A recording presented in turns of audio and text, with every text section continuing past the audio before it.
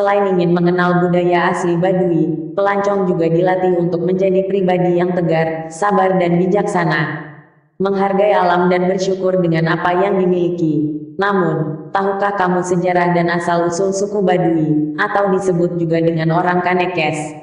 Perkampungan suku Baduy menjadi salah satu tujuan wisata bagi para pelancong. Tujuan mereka datang ke sana tak lain adalah ingin mengetahui kehidupan suku Baduy, ingin belajar lebih dalam tentang budaya masyarakat setempat. Tak heran, jika tempat ini sering didatangi oleh rombongan wisatawan, para siswa, hingga mahasiswa dari berbagai universitas di Indonesia.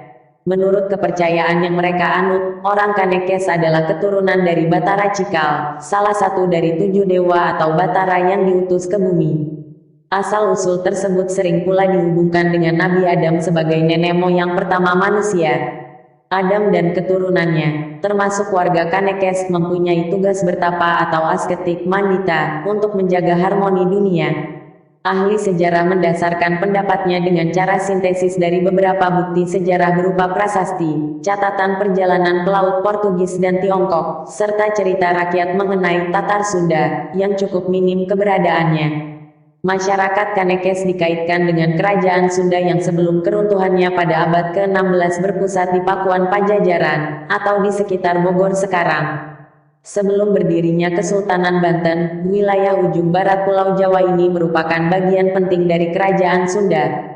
Saat itu, Banten merupakan pelabuhan dagang yang cukup besar. Sungai Ciujung dapat dilayari berbagai jenis perahu, dan ramai digunakan untuk pengangkutan hasil bumi dari wilayah pedalaman. Penguasa wilayah tersebut, Pangeran Pucuk Umum, menganggap bahwa kelestarian sungai perlu dipertahankan. Untuk itu, diperintahkanlah sepasukan tentara kerajaan yang sangat terlatih untuk menjaga dan mengelola kawasan berhutan lebat dan berbukit di wilayah Gunung Kendeng. Keberadaan pasukan itulah yang tampaknya menjadi cikal bakal masyarakat Baduy. Masyarakat Baduy sampai sekarang masih mendiami wilayah hulu Sungai Ciujung di Gunung Kendeng. Perbedaan pendapat tersebut membawa kepada dugaan bahwa pada masa yang lalu, identitas dan kesejarahan mereka sengaja ditutup. Tujuannya adalah untuk melindungi komunitas Baduy sendiri dari serangan musuh-musuh Pajajaran.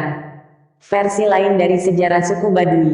Teori lain mengatakan, sejarah Baduy dimulai ketika Kian Santang putra Prabu Siliwangi pulang dari Saudi Arabia, setelah memeluk Islam di tangan Sayyidina Ali. Sang putra ingin mengislamkan sang Prabu beserta para pengikutnya. Pada akhir cerita, dengan Wangsit Siliwangi, yang diterima sang Prabu, mereka keberatan masuk Islam, dan menyebar ke penjuru Sunda untuk tetap memegang teguh keyakinannya.